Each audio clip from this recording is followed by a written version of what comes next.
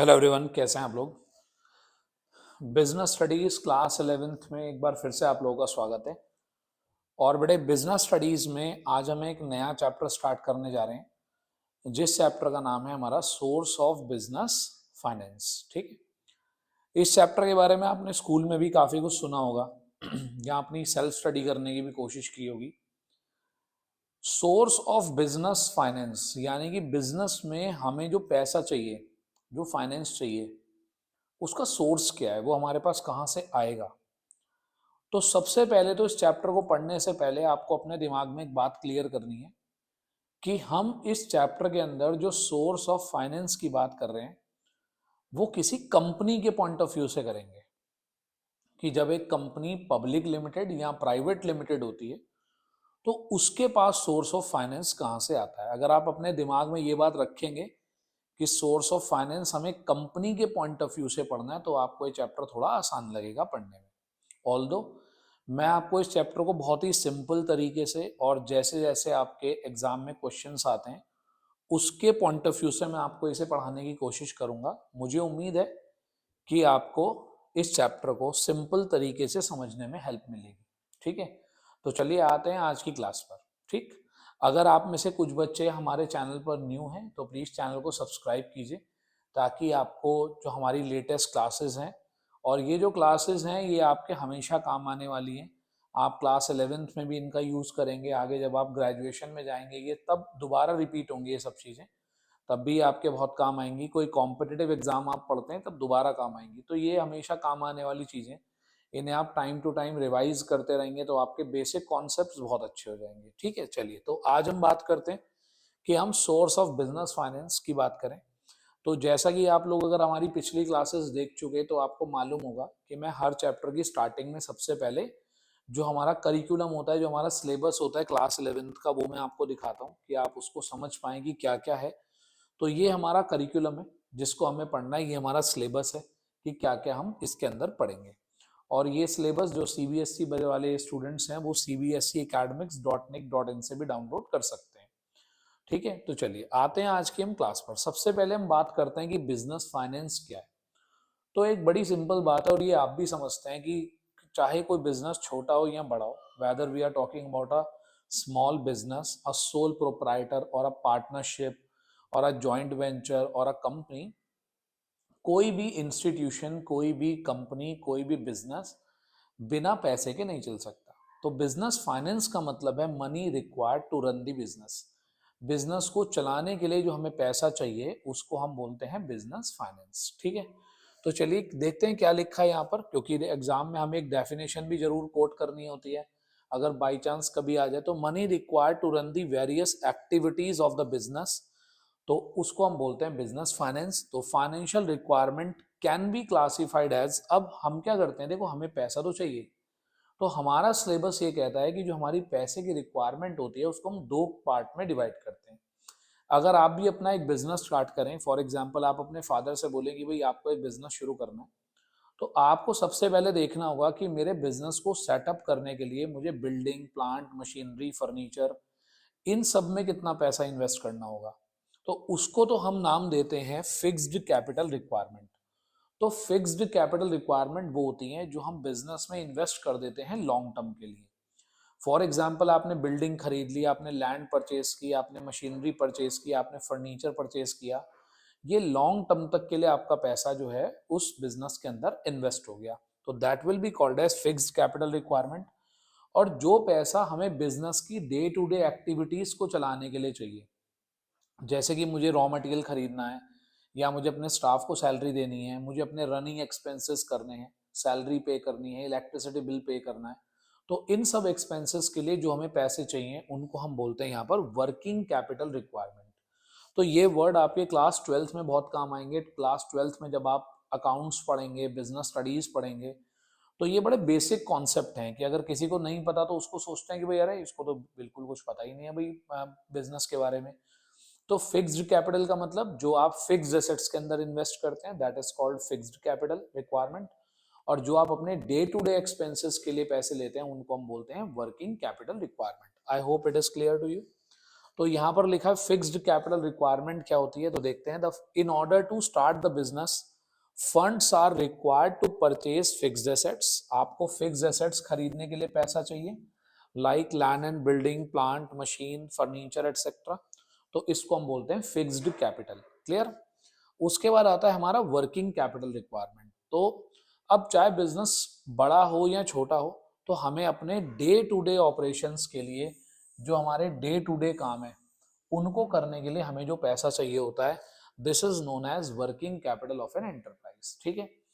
आप पिछले भी आप अगर चैप्टर्स देखेंगे और ये चैप्टर भी अगर आप देखें, तो जो भी आपको पढ़ने के लिए रिक्वायर्ड मटेरियल है, जो हमारी लास्ट क्लास होगी, आप सारी क्लासेस को समझिएगा, और जो हमारी लास्ट क्लास होगी तो उसके अंदर डिस्क्रिप्शन में आप चेक करेंगे तो वहाँ पर आपको नोट्स भी मैं आपको प्रोवाइड कराऊंगा। तो जो नोट्स आप अपनी स्क्रीन पे देख पा रहे हैं, उसी का पीडीएफ फॉर्मेट जो है, उसकी पीडीएफ वो आपको वहाँ मिल जाएगी। तो ये आपको बहुत ही कम यूट्यूब क्लासेस में ऐसा देखने को मिलेगा कि देखिए, पढ़ा तो सभी रहे हैं, मैं भी पढ़ा रहा हूँ, बाकी भी पढ़ा रहे हैं, बाकी लोग बहुत अच्छा पढ़ाते हैं, सभी लोग बढ़िया पढ़ाते हैं। मेरा बस ये कोशिश है कि बच्चे को इसका रियल एडवांटेज मिले, बच्चे को रियल क्लासरूम जैसी फील आए। क्योंकि आपने अभी तो क्लास देख ली, आपके पास पढ़ने के लिए कोई टेक्सचुअल मटेरियल नहीं है। आपको मान लीजिए अपना क्लास वर्क कंप्लीट करना है, उसके लिए आपको नोट्स चाहिए, तो वो नोट्स आपको चैप्टर की लास्ट क्लास के डिस्क्रिप्शन में जब भी आप चेक करेंगे तो वहाँ आपको वो लिंक मिल जाएगा। ठीक है। तो अब हमें जो day to day business operation के लिए पैसे चाहिए, उसको हम बोलते हैं वर्किंग कैपिटल रिक्वायरमेंट। जैसे कि आपको स्टॉक ऑफ मटेरियल परचेज करना है, आपको किसी को पेमेंट करनी है, किसी डेटर आपको क्रेडिटर को पेमेंट करना है। ठीक है। आपको अपने सैलरी, इलेक्ट्रिसिटी के एक्सपेंसेस पे करने हैं, रॉ मटेरियल खरीदना है। तो ऐसी चीज़ों के लिए जो पैसे आप खर्च करते हैं उसको हम बोलते हैं आपका working capital requirement. I hope यहाँ तक की बात आपको क्लियर होगी। अब इस चैप्टर में अगर आप में से किसी बच्चे ने भी कभी भी एनसीईआरटी ओपन करके देखी है, तो मैं आपको बताता हूँ इस चैप्टर के अंदर क्या करा गया है। जो सोर्स ऑफ फंड है उसको 3 पार्ट में डिवाइड करा गया है। पहला कहा गया है on the basis of ownership.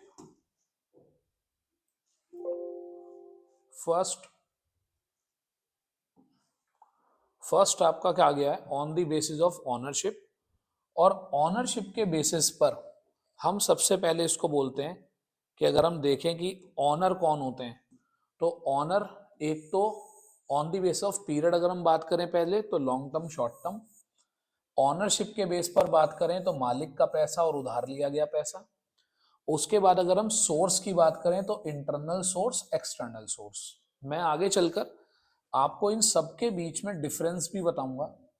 अभी फिलहाल क्या है, देखिए, सेम चीज अगर हम एक छोटा सा एग्जांपल लें, इक्विटी शेयर्स।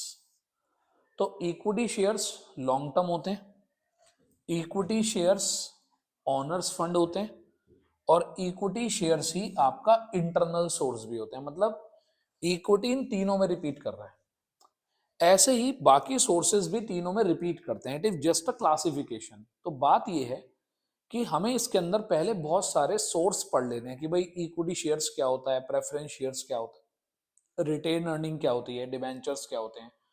तो पहले में वो सीख लेने हैं, फिर मैं बाद में आपको बताऊंगा, क्योंकि अभी तो आपको यही नहीं पता कि ये होते क्या हैं।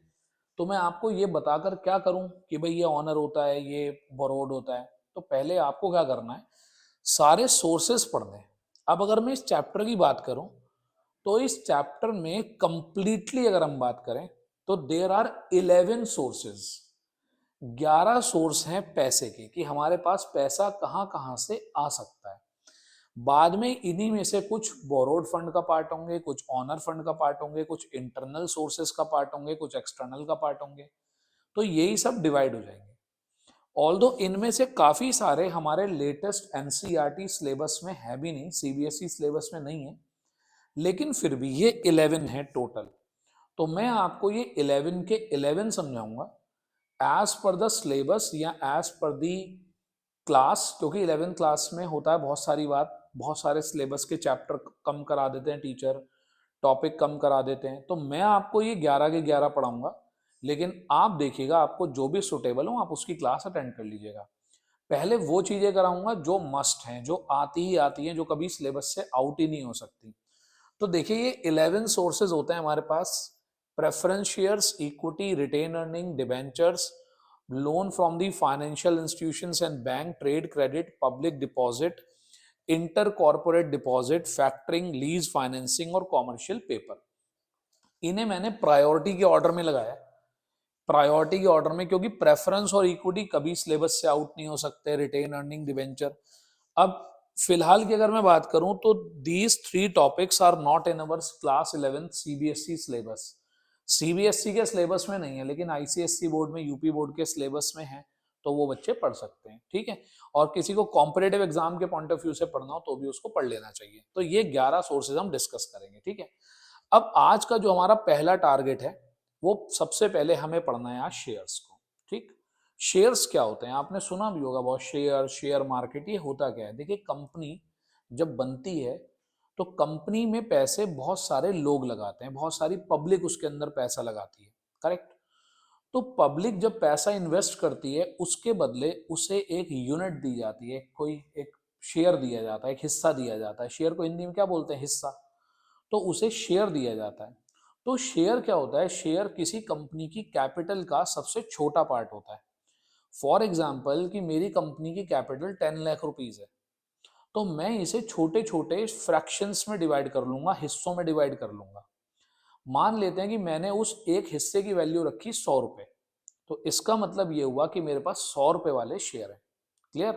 तो 100 रुपए का मेरा एक शेयर हो गया। तो अगर किसी पर्सन को मेरी कंपनी के 10 शेयर खरीदने हैं, तो मैं उसे बोलूंगा भाई मेरी कंपनी का एक शेयर 100 रुपए का है, 10 शेयर आपको खरीदने हैं, तो आप मुझे 1000 रुपए दे दो और 10 शेयर आपके हो जाएंगे, क्लियर। तो उस बंदे ने हमारी कंपनी में 1000 रुपए इन्वेस्ट कर दिए, तो उसे हम बोलते हैं शेयर। तो शेयर क्या होता है, कंपनी की कैपिटल का सबसे छोटा हिस्सा होता है।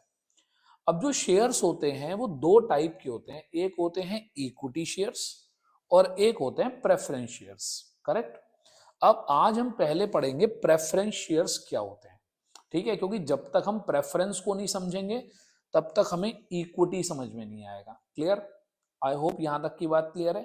क्लास को छोटा सा ही रखूंगा ताकि आपको थोड़ी थोड़ी बात समझ में आए, क्लियर। तो आज हम केवल पढ़ेंगे प्रेफरेंस और इक्विटी के बारे में थोड़ा सा। नेक्स्ट क्लास में हम लोग पढ़ेंगे प्रेफरेंस और इक्विटी के बीच में क्या डिफरेंस होता है, प्रेफरेंस और इक्विटी के क्या फायदे हैं, क्या नुकसान है। आज केवल हम इनके मीनिंग पढ़ेंगे कि ये क्या होते हैं, इनको समझ लें बस आज हम। देखिए जी, तो आज हम सबसे पहले बात कर रहे हैं प्रेफरेंस शेयर्स की। अब प्रेफरेंस, एक वर्ड आया प्रेफरेंस। बेटे प्रेफरेंस होता है किसी को थोड़ी सी सहूलियत देना, किसी को थोड़ा सा दूसरों से एक्स्ट्रा एडवांटेज देना, करेक्ट। जैसे सपोज करो कि कोई बच्चा मुझसे मिलने के लिए आया और 2 बच्चे मिलने के लिए आए, एक बाद में आया और एक पहले आया।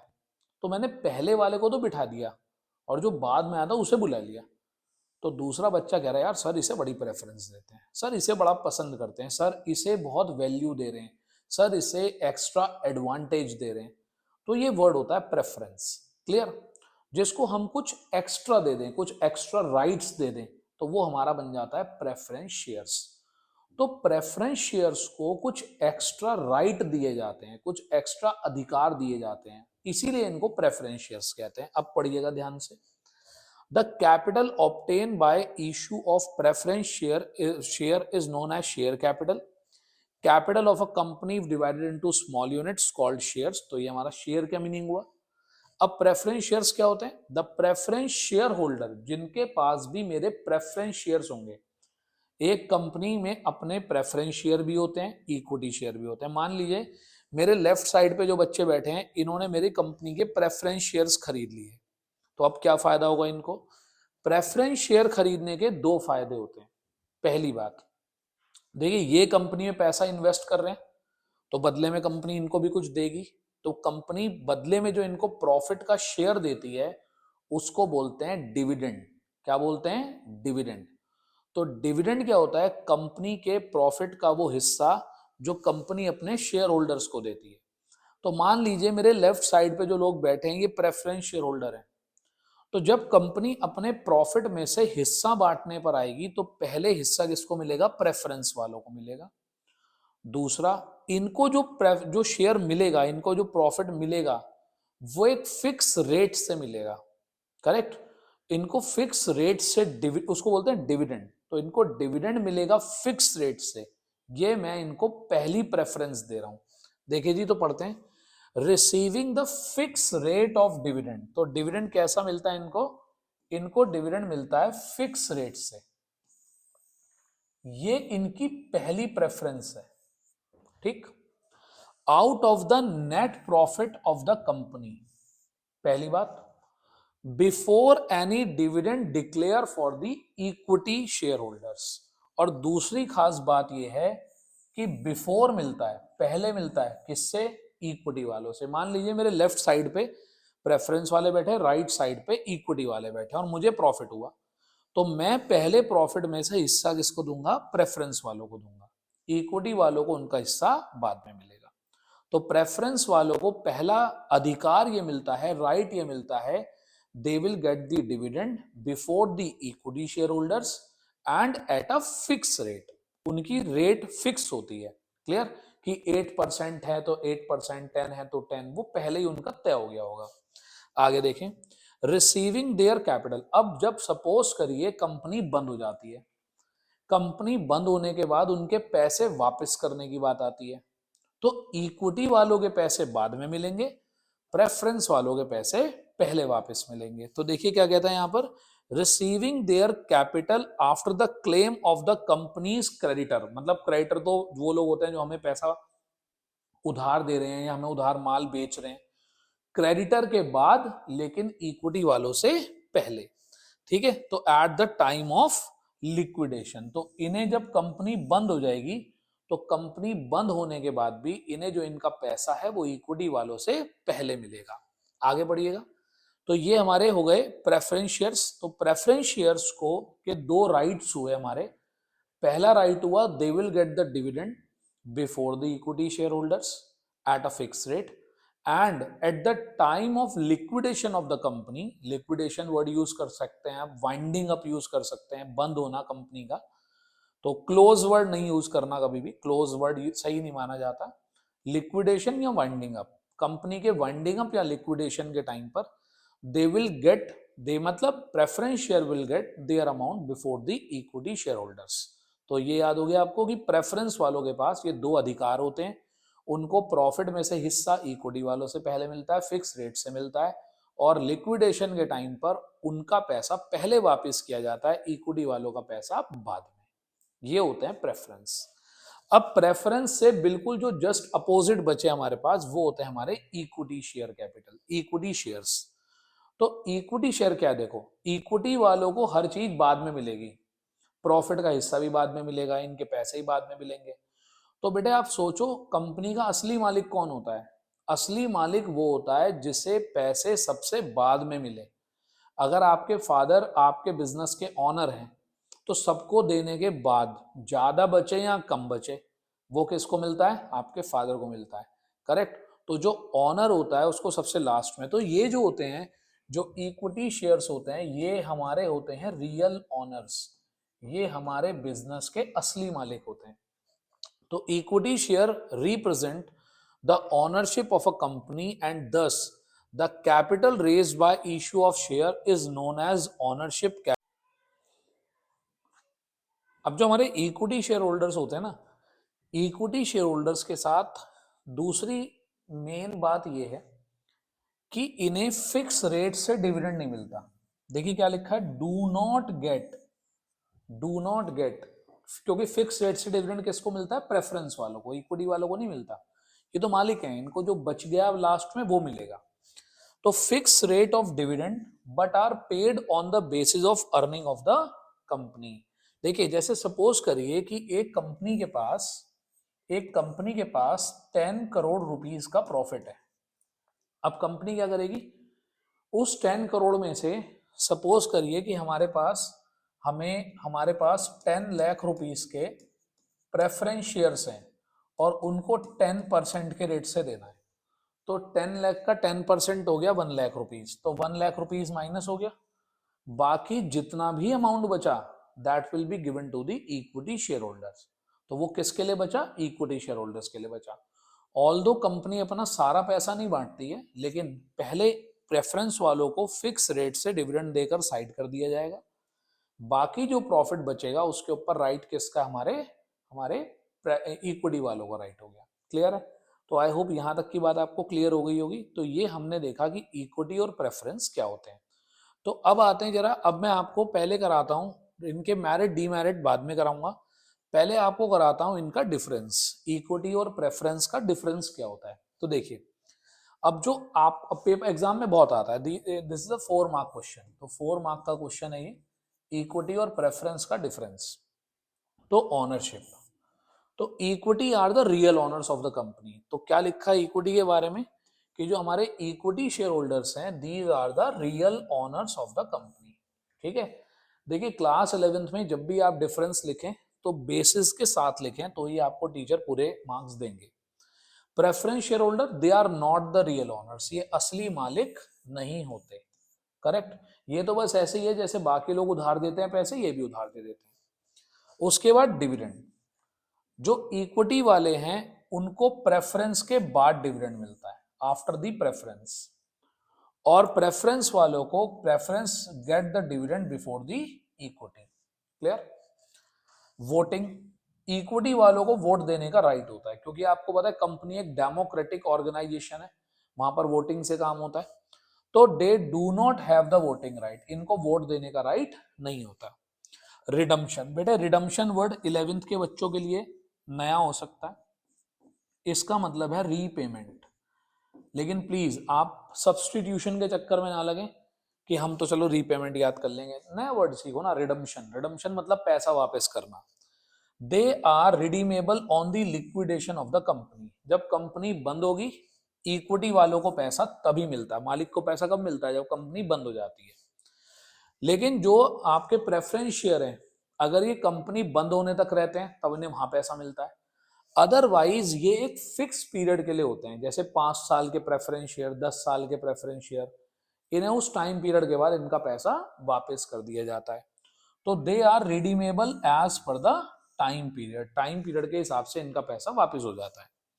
कन्वर्जन, इन्हें किसी दूसरी टाइप की सिक्योरिटी में कन्वर्ट नहीं कर सकते, मतलब इक्विटी को प्रेफरेंस में कन्वर्ट नहीं कर सकते, इक्विटी को डिवेंचर में नहीं कन्वर्ट कर सकते, लेकिन जो प्रेफरेंस शेयर्स होते हैं इनको इक्विटी में कन्वर्ट करा जा सकता है। भाई जो लोग इधर वाले मेरे प्रेफरेंस वाले थे, इन्हें लगा कि यार प्रेफरेंस में तो कोई फायदा ज्यादा हो नहीं रहा, इक्विटी वालों को ज्यादा फायदा हो रहा है, तो वो चाहे तो टर्म्स एंड कंडीशंस को पूरा करने के बाद प्रेफरेंस वाले शेयर इक्विटी वाले में अपने शेयर कन्वर्ट करा सकते हैं, अगर कंपनी ऐसा ऑप्शन देती है तो, अदरवाइज नहीं। ठीक है? तो चलिए आज की क्लास में हमने क्या देखा कि कंपनी के जो शेयर्स होते हैं वो 2 टाइप के होते हैं, एक इक्विटी होते हैं, एक प्रेफरेंस होते हैं। और इक्विटी और प्रेफरेंस में हमने क्या देखा? डिफरेंस देखा। पहले हमने प्रेफरेंस पढ़ा, प्रेफरेंस वालों को 2 एडिशनल राइट्स दिए जाते हैं, they will get the dividend before the equity shares, और at the time of liquidation they will get their money back before the equity shares. और इक्विटी शेयर्स के पास ये दोनों ही राइट नहीं होते। Who is the real owner? Real owner is the equity shares. तो ये आपके क्वेश्चंस थे।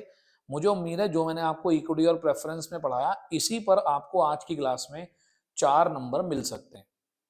अगली क्लास में क्या पढ़ाऊंगा मैं? अगली क्लास में आपको दोबारा से एक बार छोटा सा रिव्यू दूंगा इक्विटी और प्रेफरेंस का, और उसके बाद मैं आपको बताऊंगा इक्विटी और प्रेफरेंस की मेरिट्स और डीमेरिट्स। ठीक है?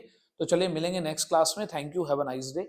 अगर आपको हमारी क्लासेस कहीं भी थोड़ा बहुत बेनिफिट देती हैं तो प्लीज अपने फ्रेंड्स के साथ शेयर कीजिए और चैनल को सब्सक्राइब करिए, ताकि आप लोगों के वैल्यूएबल फीडबैक भी हमें मिले और हम लोग और मोटिवेट हों, आपके लिए और अच्छे लेक्चर लेकर आएँ और अच्छी चीजें बनाएं।